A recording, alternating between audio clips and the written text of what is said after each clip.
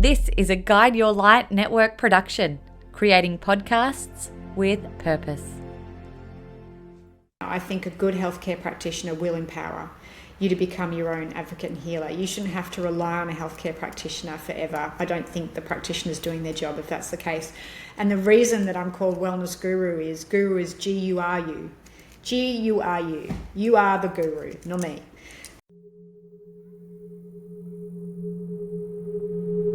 Welcome to Well Worth It, a health and wellness podcast. My name is Mirella and I am your host. I am a wellness coach, vocalist, sauna, sound and energy healing practitioner, and sound healing facilitator. In 2015, at the age of 31, I was diagnosed with multiple sclerosis, a condition I was told might lead to a disability that had no cause or cure. I was given no hope of recovery. However, through countless hours of researching and choosing to take control back of my own health, I found different perspectives and found that this was simply not true. On this podcast, I will share what I have learned and implemented along the way for my health and wellness since my diagnosis that has kept me well and thriving. It is my mission to empower, inspire, and teach you how to play an active role in your health too. Investing in your own health and wellness is truly well worth it. I know this firsthand. So if you are someone who is experiencing symptoms, dealing with an unknown diagnosis, chronic illness, disease or condition, or you simply want to learn how you can get back in the driver's seat of your health, this is for you.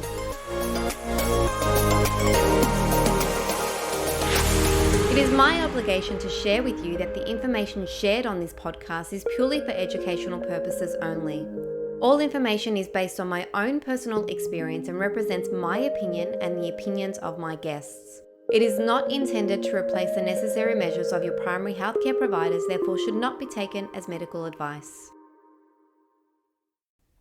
Fiona Chin is a fully qualified naturopath with over 20 years of experience and practices using a vast variety of skills including herbal medicine, nutrition, food therapy, live blood analysis, essences, kinesiology, and mindfulness. She has a special interest in supporting those diagnosed with neurodegenerative diseases like multiple sclerosis, MND, Parkinson's disease, autoimmune diseases like lupus, and neuroinflammatory diseases such as depression and anxiety. She is also a director, author, and the co-founder of the Kidney Disease Solution, and she is a certified Wahls protocol practitioner. Fiona is passionate about treating the person, the whole person, and not just the disease. She believes that the mind is just as important as the body in healing, so she pays special attention to the connection between the two. When she is not seeing patients, she is working on formulations or offering advice in the Kidney Coach Facebook group. She also acts as a team leader for Dr. Joe Dispenza. I am so grateful to have found Fiona at the start of my journey to wellness and to have worked with Fiona on my healing journey for 4 years. In this episode, Fiona shares her story of managing her own neurodegenerative health condition. We talk about how and why natural and holistic medicine has the ability to help you recover. I also share how working with Fiona gave me hope. Fiona shares her perspective on which tests are the most accurate. There are truly so many valuable takeaways in this conversation. You do not want to miss it. Let's dive in. Hello, Fiona, and welcome to Well Worth It. It is so wonderful to have you on the show. I'm so excited to have this conversation with you. And firstly, I would just like to say a huge thank you because you have been a huge part of my journey to wellness. And that's why I'm so excited to have this conversation, because I think it's so important to share this information and for others to be aware of this information. So firstly, I'd like to share a little bit about how I connected with you, if that's okay. Sure. Wonderful. So in 2015, as you know, I was diagnosed with multiple sclerosis, and it was about 2 years into my journey that I started to do my own research. And it was at that point where I wanted to look for other people's success stories. And so I came across Professor George Jeleniek's story and also Terry Wahls' story and Pam Bartha's story. And these stories are the stories that gave me hope. And, you know, the first thing that I thought when I actually came across these stories was, you know, what was at the forefront of what they were actually saying? And so they were talking about diet being, the most pivotal thing that you actually should focus on. So I decided to put myself onto a vegetarian diet. And then that led me to put myself onto a vegan diet as I continued to research. And then I got to a point where I actually didn't know what to eat or what to do. And I was feeling so overwhelmed. And I decided that I wanted to work with someone in order to actually help me reach my goals. And so I started to do research around different practitioners. And that's where I came across your website, The Wellness Guru. And I was also looking for someone who really could understand what I was going through and my condition. And so at the time, I was feeling so mentally exhausted. And I just really wanted to work with someone who would actually assist me in, guiding me on what to do. And so it was at that point that I read your website, and I read that, you worked with people who had neurodegenerative diseases, and you also managed a condition yourself. And so I knew it was you that I wanted to work with. So thank you so much for sharing your story and wanting to work with others. And I guess I'd like for you to share your story and what led you to become a naturopath and want to help others heal and recover. Good question. So I grew up in Tassie on a big biodynamic farm. So we were always self-sufficient. If we were ever sick as kids, Mum and Dad would always take us to naturopaths or alternative healers. That was sort of quite normal for me. I developed an allergy to dairy really, really early on, which gave me chronic ear infections.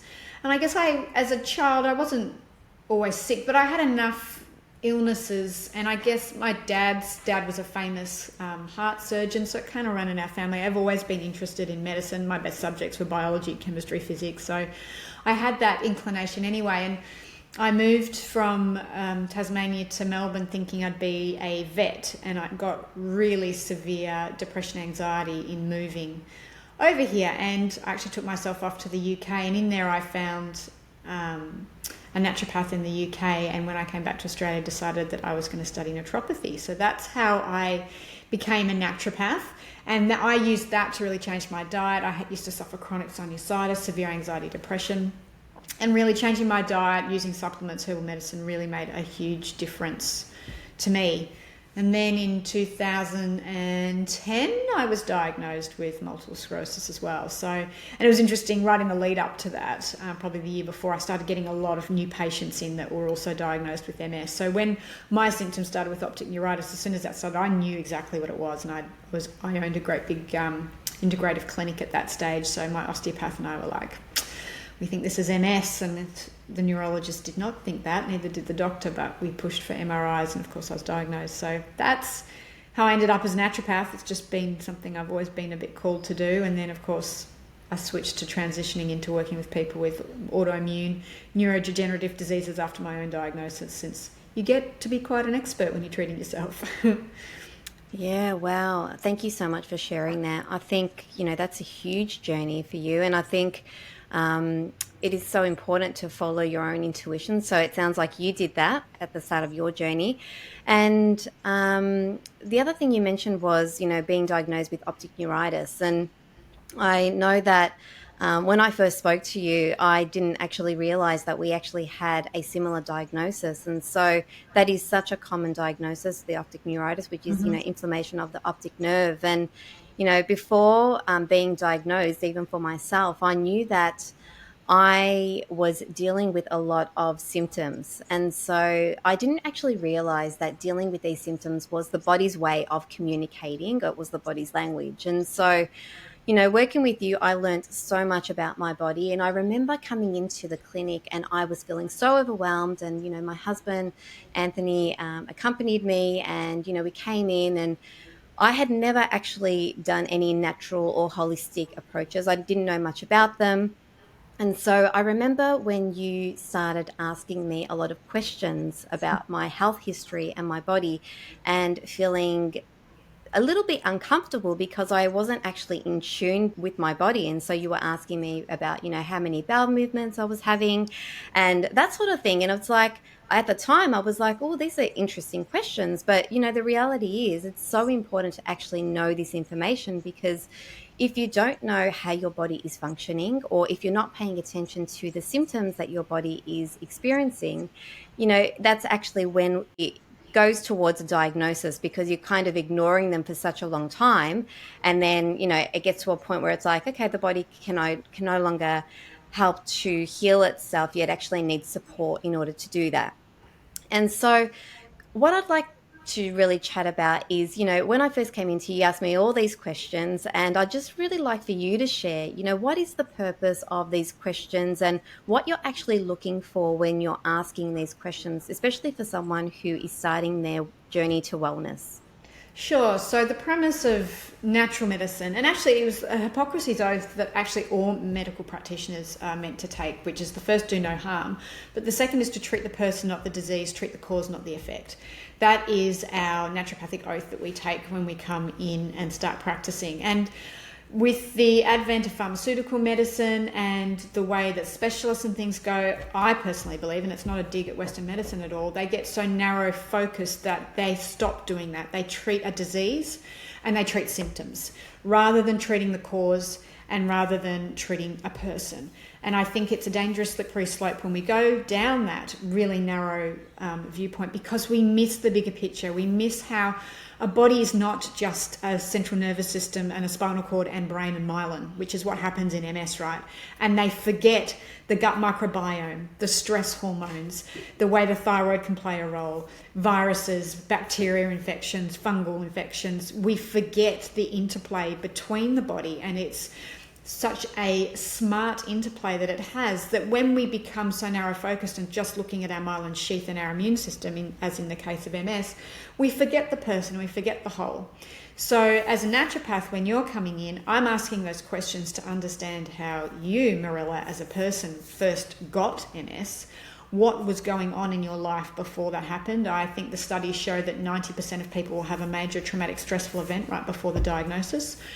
And I want to know, when I'm treating you, how I would treat you as Mirella versus how I would treat Bob or how I would treat Mary.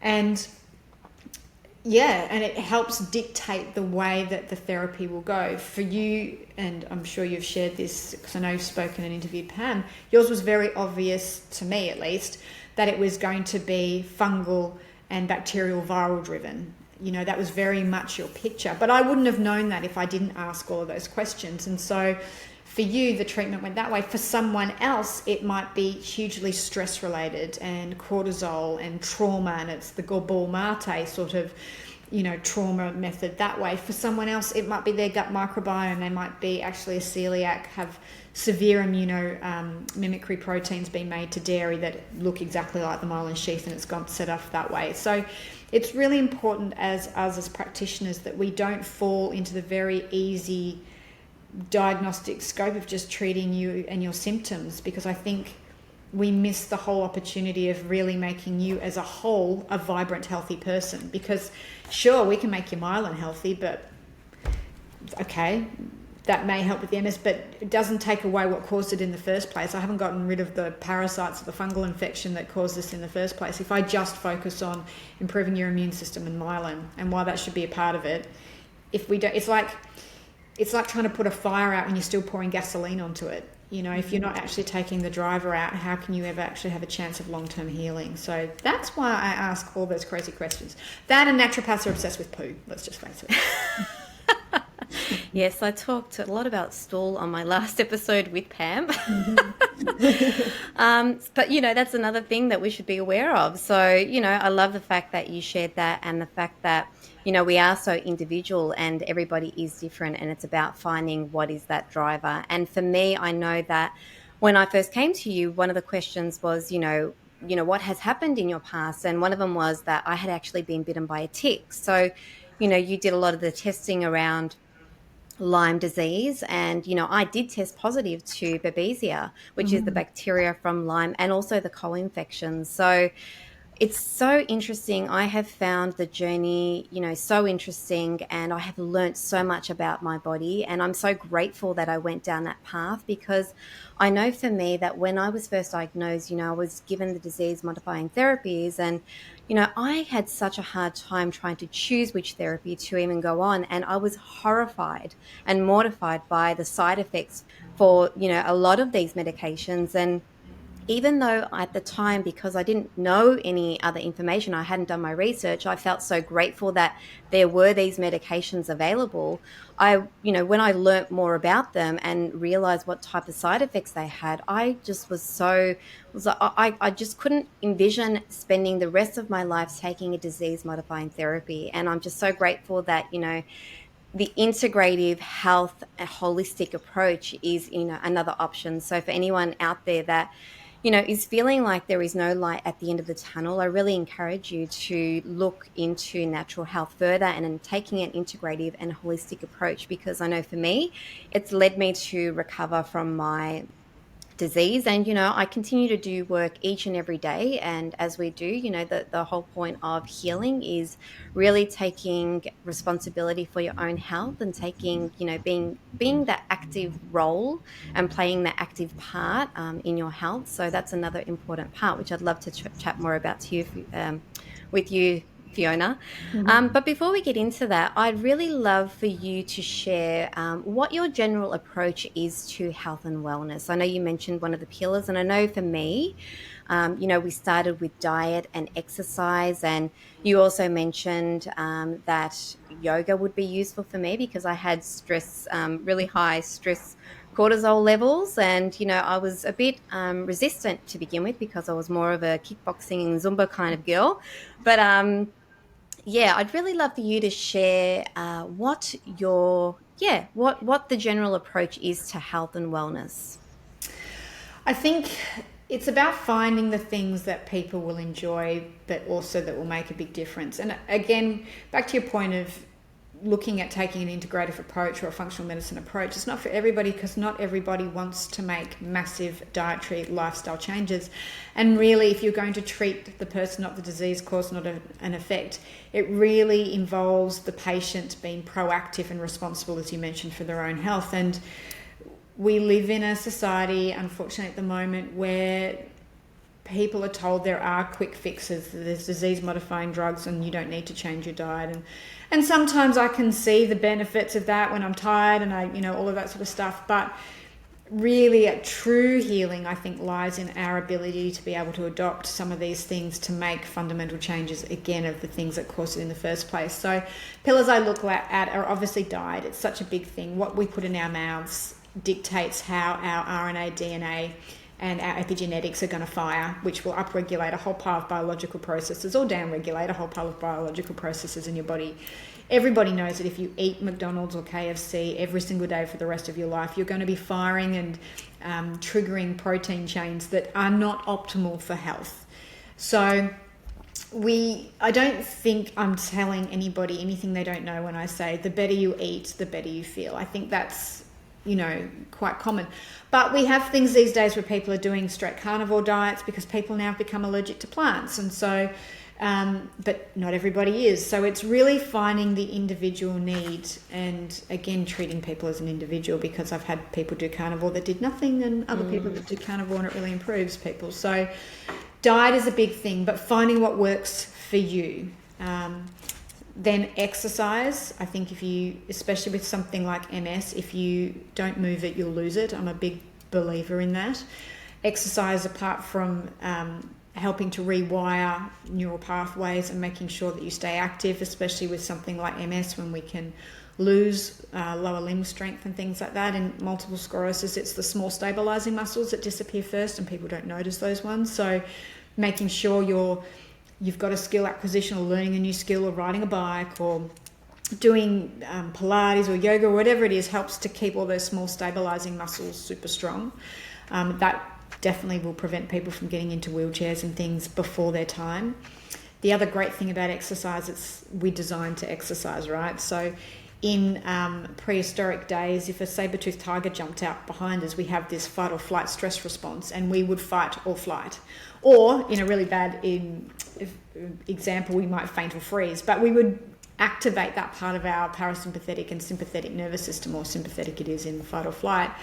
But we don't do that anymore, because what we do instead is we're chronically stressed by our mortgages, our partners, our children, our jobs that we don't love, our health conditions. And so we're firing that sympathetic dominance all the time, like there's a saber-toothed tiger chasing us 24/7, but we're not burning off the stress hormones. And the best way to do that is to exercise.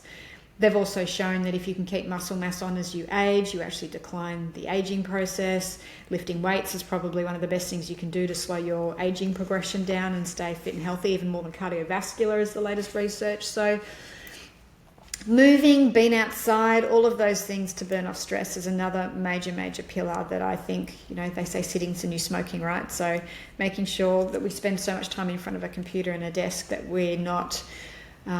we're balancing it out with being active and moving our bodies. And then on top of that, it's stress management, it's our relationships, it's making sure we're hydrated, it's making sure we're getting enough vitamin D through sunshine, connecting with nature, all of those sort of great big pillars that a modern lifestyle has disconnected us from. A lot, just good quality water. Like, how many people get that? We've got so much chlorine and fluoride in our water now.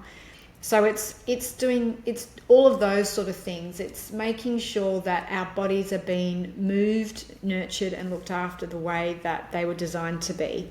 So they're my big pillars. There's nothing crazy in there. It's all pretty common sense stuff. And unfortunately, when you have a major neurodegenerative disease or cancer or Alzheimer's, Parkinson's, anything like that, you can't get away with just doing them half-assed or one or two of them. You actually do need to make big changes in all of them to really get your body back to an environment where it can heal itself. And bodies can. We're designed to heal. We're not designed to be sick. There is an innate wisdom inside your body that, if tapped and harnessed, really has the ability to heal. We just have to give it the right environment to heal. And unfortunately, our Western way of living is not set up for optimum health. It's set up for sickness, and it's not set up for wellness. You look at these blue zones around the world where people are living plus 100 in Costa Rica. The whole motto of Costa Rica is Pura La Vida, the pure life. And they're out and they're eating good food and they're out in sunshine and they've got good communities. I mean, studies have shown that having a community is such a massive thing in promoting healing. So, and then if we get really into the quantum physics, we know from scientific studies that dis-ease starts in the field, the human's coherence field, before it enters the body. So if it's doing that, what's going on internally about how you think about yourself and your relationships and the thoughts that you tell yourself over and over again, what's happening there that would set up an environment potentially mentally that would create a disease. So I have to look at all of that, from diet all the way out to how people are talking to themselves. And it's, it's a big job, but it's making sure that we do all of that so we are optimizing the body and moving it towards health and healing versus dis-ease and sickness. Yeah, look, and I remember you saying to me, the body has the amazing ability to heal. And when you said that to me, that helped me change my mindset, because I think, when you're actually diagnosed with an illness, you go in and you see the specialist and you're told that there's no cause or cure. And so you're already in a mindset of, okay, well, potentially my body's going to deteriorate over time, and you're already in that mindset. So it's not until you actually change that mindset or shift that perspective that you can actually start to create change in your world and in your body. And so I'm so grateful for that, because you shared a lot of your wisdom with me, and, you impacted my health in such an amazing way and empowered me to, keep on researching. And I did, we worked together for 4 years and we cleared a lot of the infections that I was dealing with. And I did a lot of the work, and, but you guided me through that, and I'm so grateful for that. And, you guided me to a place where I actually felt that I was so empowered that I could actually start to, continue to keep myself in a healthy state and in a recovery state as well. And And that was also going through, the Live Disease Free program and supporting me through that, and doing a lot of the energy testing around the medications and that sort of thing. And so, I'm really grateful for that. But I would like to go back to the diet, because I know a lot of people, as you said, it is really challenging sometimes to actually implement these things in our lives, just, for our busy lifestyle. And a lot of the time, a lot of people want to make change, but they just don't know where to start. So I would like to go back to diet and just really emphasize the importance of eating good quality food and also drinking clean water. And I'd really love to bring that back to you and just really ask you why it is so important to look for, certified organic foods, and really drink clean filtered water, and, really making sure that we're eliminating these things from our body, if that's okay. Sure. So, as I said before, what you put in your body influences your microbiome. Your DNA and your genetic coding actually interplays with your microbiome, and that will upregulate, downregulate a whole pile of epigenetic pathways in your body to tell your genes to fire in a particular way, to work optimally or to not work optimally. So, optimally? I knew what you meant. Yeah, I think I just made a word up there. Work to its best potential. So, optimally. I'm going to be so confused now. I think I made a word up. Anyway, I digress. So, good food is just the pillar point. That being said, I think thoughts and what you put into your head is just as important as what you put into your mouth. I'm just going to preface that. And I also think that we can get so hung up about diet that it causes stress. So there's a balance. So I don't want people to become so scared about what they put in their mouth that every time they put something in that they're going to have an anxiety or a fear reaction, because you're actually then training yourself that every time you eat something that you deem as bad, you're going to have a cortisol reaction and your immune system's going to recognize that. So there's a fine line between that, and I've learned that the hard way. I did a very, very strict diet for 10 years, and the diet has actually a minimal impact on me, but that's very different from everybody else. So I've probably changed my stance on diet a little bit from when we spoke.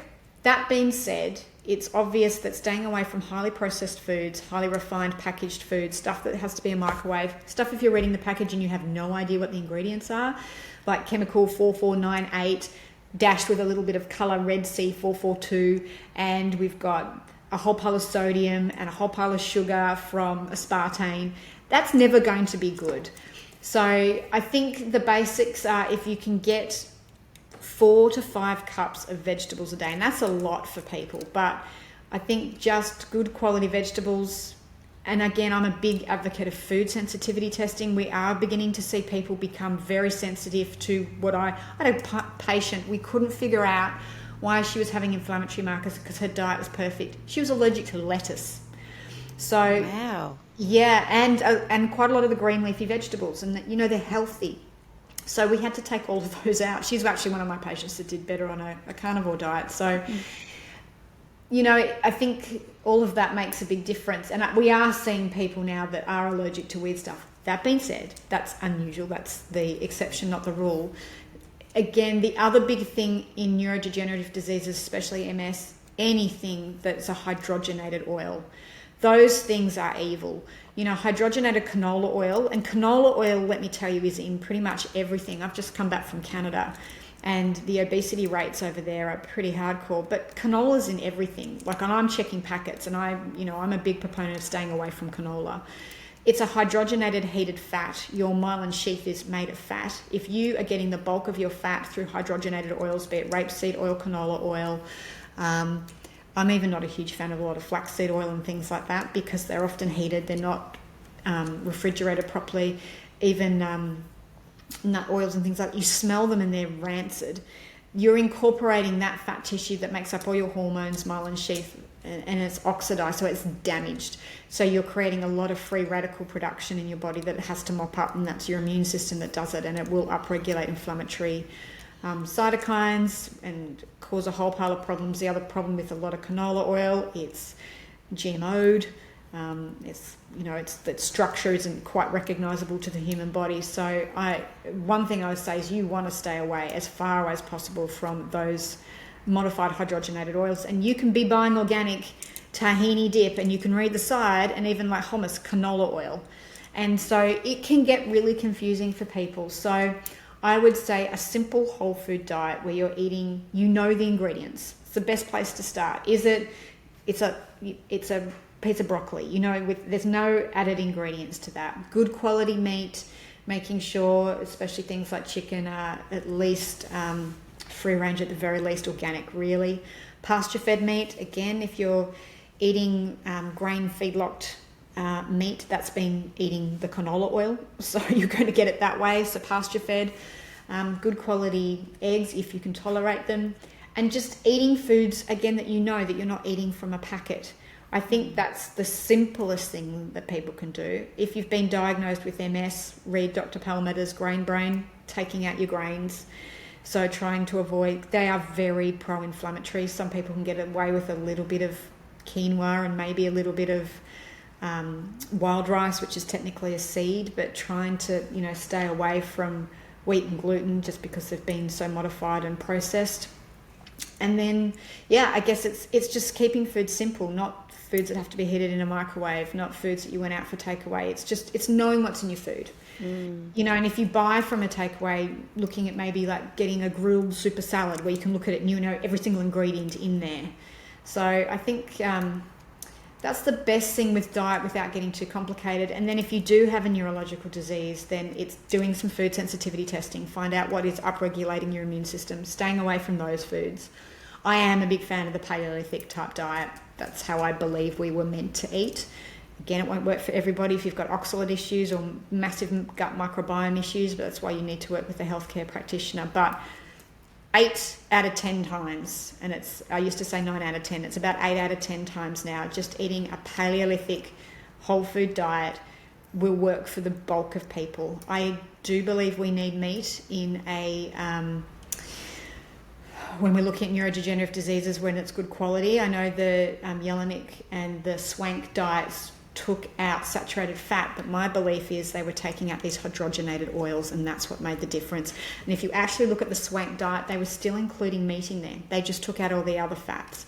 And Terry Wahls did a clinical trial where they cross-checked the Swank Jelinek diet versus a paleo diet, and the paleo diet outdid the Swank diet. And a lot of my patients, like you, that have come in being vegan, vegetarian, and I would say some people do well vegan, vegetarian, but they are maybe 10 to 15% of my patients, that they're so deficient in fat, and fat makes up your myelin sheath. So, and they have menstrual problems, and they're depressed, and they're anxious because they're not producing enough fat. Fat's really important. And organ meats are such a nutrient-rich way of getting things in there if you can stomach them. I can't, but those sort of things. So so I guess it's eating how our ancestors did, and just taking out all the processed stuff and taking out the numbers. And if I pick, like I said, there's nothing in my house that if I turn it over and I don't know what an ingredient is, it just doesn't live in my house.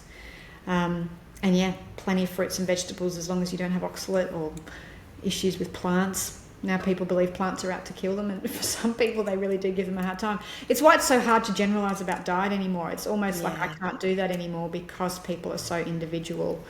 For me, and I love Pam Bartha's stuff, but her diet nearly damn near killed me. I lost 8 kilos, so I had to stop. For me, that diet didn't work. So it's really that individual thing of finding what works for an individual. That's why I'm so anti this one thing causes everything. It's treating you as a person, not a disease. I think that's really, really important. So it's really hard for me to make a generalised sweeping comment on diet, but I think diet's just common sense.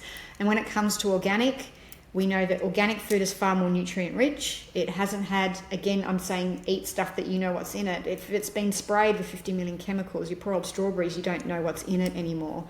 And there's the thing called the dirty dozen, which I'm sure you've spoken about. And I know the cost of living's gone up, so it's hard for people to eat all organic. And if you're in a position that you can do that, you're lucky. But most people can't do that anymore. So it's looking at the dirty dozen, things that are highly sprayed, and maybe just switching those out for organic.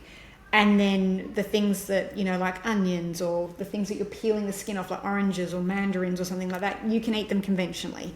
And avocados are pretty good to eat conventionally, but your broccoli is heavily sprayed, your strawberries are very sprayed. Maybe eating those organic instead. So it's just, again, you've got to work within people's budgets and what they have access to as well. So it's such a minefield now when it comes to diet, and it's not so simple anymore. Yeah. Because of, and I can't tell you how many people I have that come and are allergic to plants now. So that's a new thing that I've only really seen in the last 3 to 4 years. Yeah, so thanks so much for sharing that. I think, for me, I did a lot of changes with my diet, and, I'm grateful to be able to access, certified organic produce. And, like you mentioned, the Dirty Dozen and the Clean 15, if you're not aware of that, you do look that up. That is something that can be helpful. So thanks for sharing that.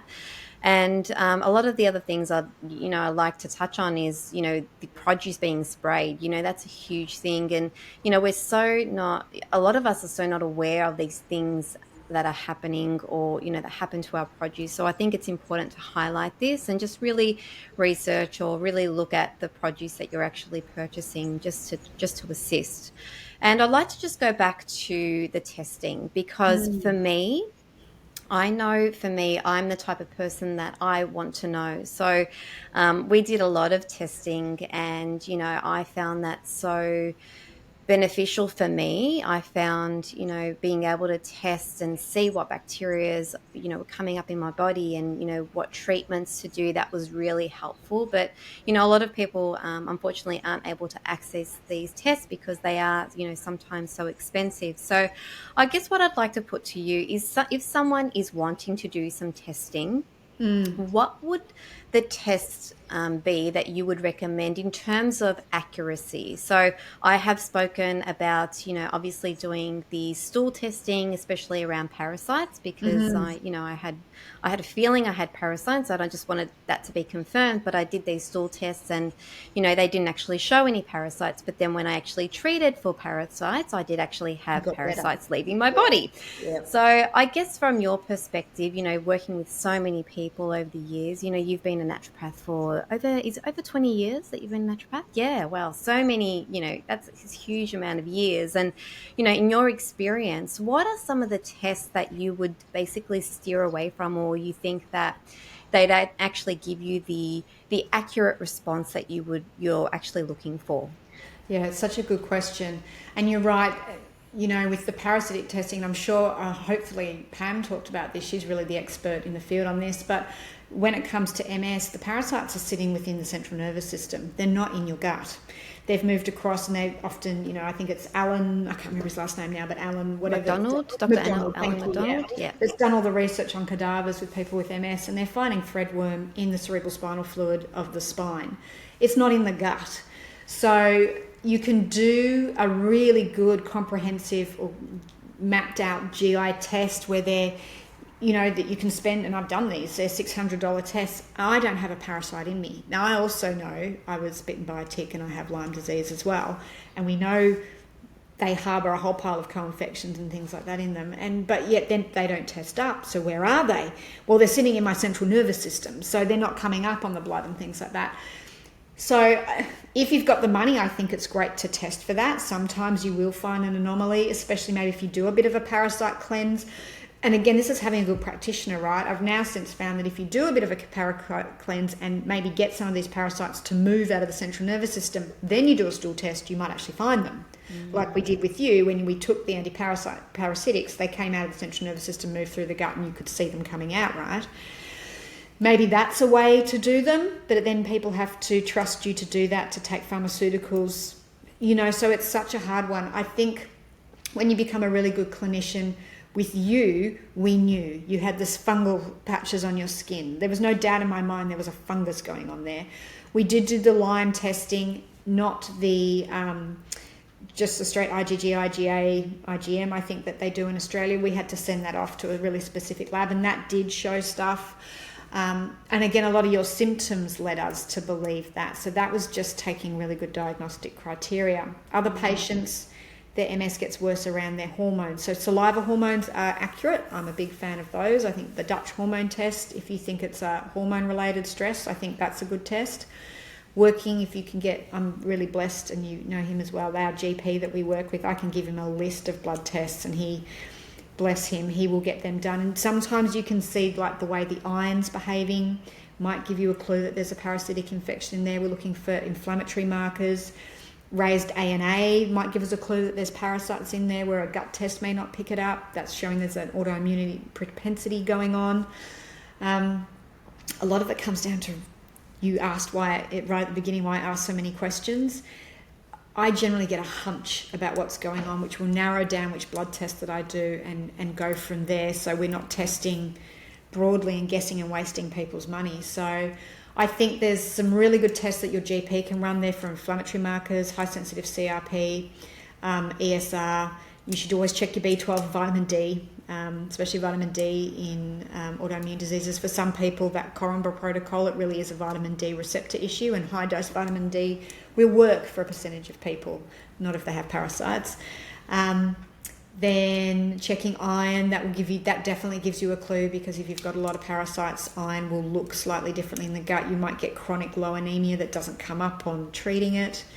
The gut tests are good if it's really overtly gut symptoms, so you don't have MS, but maybe you're bloated all the time. Food sensitivity testing I am a fan of, especially in autoimmune diseases, because, like I say, this patient was allergic to lettuce and a couple of leafy greens. She was eating a lot of them, and it was provoking her immune system. We took that out and her symptoms all went away. So I'm a big fan of food sensitivity testing, but I use a lab in the US that actually checks the CD3, CD4 arms of the immune system. So it's a much deeper involved test that will show foods that maybe a simple IgG, IgE, IgA test that they do in Australia doesn't show. So food sensitivity testing, I think if you've got an autoimmune disease, is a must. I'll say that. Hormones, if you think, for females, they're more likely to get MS. There's something in the hormone picture. There are, maybe 30% of my patients are worse around their menstrual cycles, things like that. We would test hormones. If someone was getting a lot of bloating, wind, gas, pain, I might run some hydrogen breath tests to check for fructose malabsorption and those kind of things that maybe the food sensitivity test won't pick up. Then I'm working with my doctor to run the tests that you don't have to pay for, that we can check to see if there's clues that will tell me if I need to do bigger testing. And when you first came in, I probably would have said to you, I'm going to send you to my GP first. He's going to do whole pile testing that you don't have to pay for.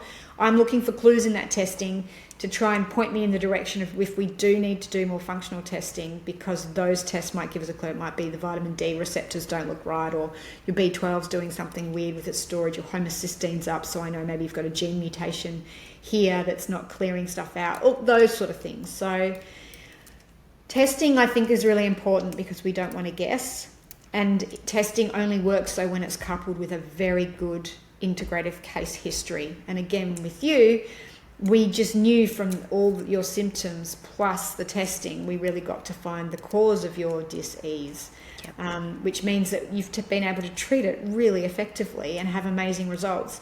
But if I just treated you for MS the way the standard treatment protocol is to boost your vitamin D, give you some B12, put you on some anti-inflammatory herbs, we would never have had the results that we did. So I think, it's partly working with a practitioner who will take a really good case history, who's good at diagnosing, who can run some extra tests without guessing with the test, and then back themselves, because like I say, your stool test never came up, but we just knew. So it's been able to then go as a clinician, I'm going to back myself here and say that this protocol will still work. And you have to be able to do that as well. So it's hard, but like I say, food sensitivity testing, those straight ones that you can get your GP to do, and then potentially if your symptoms get worse around your hormonal period, do some saliva hormone tests, and then the rest is going to be individual from how your case history goes. Okay. And so what's your perspective on hair testing? So I know with hair testing, using aluminium scissors and that sort of thing, is that going to impact the accuracy of the results? It shouldn't too much. What I tend to do is if I generally do a hair mineral analysis, but it's only good for certain heavy metals because others have a faster clearance process. So then you need to do a urinary 24-hour capture to see how the body is moving heavy metals back out of the body. I tend to do the two if I really think heavy metals are a big part of what's going on. Mercury being the big one in MS, aluminium can be a big one as well, cadmium in kidney disease and other sorts of bits and pieces. So again, I think that's having a good practitioner that knows they probably need to compare a heavy hair mineral analysis versus a urine. I've got a couple of my little patients, the little kids in Perth that were exposed to a spillage, and we have to run both to get to know whether what my treatment's doing is working, whether it's flushing or whether it's been reabsorbed, and all of those sort of tricky pathways. So I still think a hair mineral analysis, just as a general go-to, it's not an expensive test. It's about 120. We do know heavy metals play a massive role in neurodegenerative disease, especially aluminium, especially if you've got any of those old mercury fillings in your teeth. I still like that test, but I always take in mind that it'll be accurate enough to give me an idea of heavy metals or an issue, if that makes sense. Yeah, thank you. Thank you so much for that. Look, everything you're sharing is absolutely resonating. And, we've worked together for such a long time that there's so much I could talk to you about. And there still is so much that I'd like to share. But the other thing that I just like to touch on is supplements. So the importance of supplementing when you're actually treating and recovering. So I know for me, when I started working with you, there were a lot of supplements that I needed to support my body with. And I actually felt so overwhelmed because I was not used to taking supplements. So from your perspective, why is it so important to take these supplements, especially while you're treating and recovering? Yeah, it's a great question. So we use supplementation. So nutritional supplementation is generally used when someone's deficient. So if you're deficient in B12, iron or zinc or something like that, we would put a nutrition in there to boost it. Or if we want to upregulate a pathway that we know that nutrition plays a role in, so liver detox, maybe we want to give you more magnesium, zinc, iron to support liver pathways. We know the pathways that help to remyelinate. We want to use fish oil, phosphatidylcholine, serine, those sort of things. So while we go, your body can't do it, we're going to give it the nutrients to help. Herbal medicine is herbal pharmacy, basically. We use herbs instead of drugs, and they have less side effects. They work more holistically, so they're not, say a pharmaceutical diuretic, for instance, is going to make you lose water and lower blood pressure. If you use a herbal, they don't work as aggressively, but they're gentler on the system. They might not make you lose so many of your really required nutrients and things like that. They've got an intelligence to them because they haven't had one constituent extracted out of them. There's some sort of plant intelligence that goes together when you take it into your body. So we would use herbs like, I'll just give you an example, say ginkgo, because we want to improve blood flow through the brain to get these nutrients up in there because you're eating better. More blood flow in the brain will actually help your body to heal itself and clear toxins out. Or we might be using bacopa because you're learning or you've lost words, or you want to improve your memory. That's gone with MS, but it also is improving brain flow. We might use gotu kola, which we know might help remyelinate. We might use herbs high in clotho, so like faux tea, because we now know that upregulating clotho will help the myelination. So we use herbs a little bit more with the drug action until the body's sort of doing itself. The aim should be, like it was with you, is we are giving the body the nutrients it needs to move it towards healing, but it should never be that you should be on it all the time. Otherwise, I am not treating you as a person and not a disease, and treating the cause, not the effect, because once we remove the cause, you shouldn't have to take the supplements. And for you, we were killing off major parasitic infections, fungal bacteria. We're trying to get rid of Babesia and Bartonella and all those co-infections, and your body hasn't been able to do it by itself. So we had to decide whether we use herbals for that. In some places we actually used pharmaceuticals because we really wanted to move that. Then we might use some herbals with it to help your bowels move more effectively, so you're cleansing all of that out properly, those sort of things. So, but the goal shouldn't ever be to be on it forever, because then I haven't treated you properly. Or there might be, often people know there's some key nutrients, like I know there's certain nutrients I feel always better on. For me, I've got this MTHFR gene, so I stay on activated B vitamins. I'm a big fan of a lot of my peptides, so thymosin 1 alpha makes me feel completely different. So I stay on those. But generally the patient will tell you that. They're like, this one, I love this one. And I think people get to know their supplements, and as you move your list down, as you start treating and moving things, once you've ticked off a treatment protocol, those supplements should come out till you get down to the core of what the person resonates with, or the ones that they will say to me, these ones keep me well. And it's generally the patient will tell me that, not me tell the patient that when they get to that point. Yeah. And I think that's important.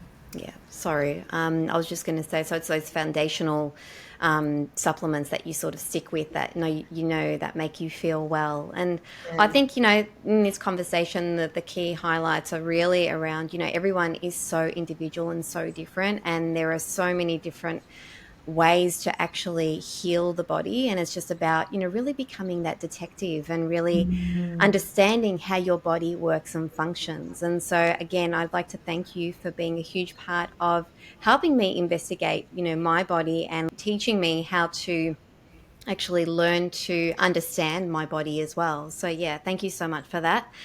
And the other thing I'd like to speak with you about is basically, from a practitioner point of view, when you're actually helping others and also looking after your own health and well-being, what is something that you have implemented and invested in your health that has been well worth it? Good question. I'm going to come back and circle to one thing that you said about you being able to look after your own health. Now, I think a good healthcare practitioner will empower you to become your own advocate and healer. You shouldn't have to rely on a healthcare practitioner forever. I don't think the practitioner's doing their job if that's the case. And the reason that I'm called Wellness Guru is G-U-R-U. G-U-R-U. You are the guru, not me. So my job as a cheerleader to hopefully inspire and to inspire people enough that they do exactly what you've done. You've gone on your own healing journey, stepped into your own power, which is so beautiful to see. And you did all the work. I didn't do anything. I just cheerleaded you on and gave you some direction, and you used your intuition about what to follow and what to do. And you've become your own health advocate. That is the goal for me, at least. And I would hope any practitioner to empower your patients so much that they heal. But I would never be arrogant enough to say that it had anything to do with me. Do you know what I mean? So I absolutely love that. Absolutely. Yeah, thank you for sharing that. Yeah, it's really important. You did all the work because you knew intrinsically that's what you needed to do to get well. If you don't, I can tell you everything till the cows come home. I can't heal you. It's impossible for me to heal you. Only you can do that. So that's the first thing I want to say. Then secondly, the well worth it part, that sort of circles around because there'll be no practitioner that can heal you if you don't want to be healed and do it yourself. So the things that really make my heart sing is spending time in nature, and really being back in Canada for the last 3 weeks. I remembered that nature's such a massive healer for me. But I'm I was a big adventure sports person before getting MS, and I can't do as much as I used to, but, I've gone back into kayaking and pack rafting, and so I've bought one. I'm going to make myself do that. So that's exciting. Yeah, just getting out on the water and doing that sort of stuff. So being out in nature and exercising are the things that I do. I'm at the gym 5 days a week, and then I do yoga twice a week. I'm doing this immersion therapy, which is underwater with a great big scuba tank on and things like that, where you're weightless, so it improves body motion and refiring pathways. So for me, exercise, I love it. It feeds and nurtures me. The other thing is meditation. That's been a big part of my journey because I was a workaholic and a stress head before. That was a big part of why I got sick. So I had to really relook at the way that I did life. And, people are like, how are you? I'd be busy, and that would be a really good thing, and it's not a good thing. So I'm a recovered workaholic. But meditation was the thing that really helped with that. So they're my 2 big things. And of course I eat well and do all of those kind of things as well. But I've done that for so long that's sort of an easy thing for me to do. These other ones are a bit harder. So definitely exercising out in nature and meditation. They're my well worth it things that I love. Thank you so much for sharing that, Fiona. And once again, for anyone listening, one of the other messages is to follow your intuition and really take control of your own health and find the people to support you through that. So thank you so much, Fiona. I have loved having this conversation with you. I could keep on talking to you all day and, really go into so many topics so much further, but I think we will leave it at this for now, and I hope to be able to connect with you again soon. I look forward to it. See you soon. Bye. Thanks for listening to this episode. Life is all about the choices we make. You can choose to take control and look after your health and wellness. Choose to love, choose to surround yourself with amazing people, choose to be grateful, and choose to be mindful and kind, as you never know what someone else may be going through. Choose to live a beautiful life. Remember, the choice is always yours. Has this episode planted a seed or sparked some curiosity in you? Let's keep the conversation going. Join our @wellworthit.podcast Instagram community page, or stay in touch via my personal page @mirella.petrucci, and be the first to know about new holistic offerings I have coming up. Also, please show some love by rating and reviewing this podcast on your favorite listening app. To your health and wellness. Until next time.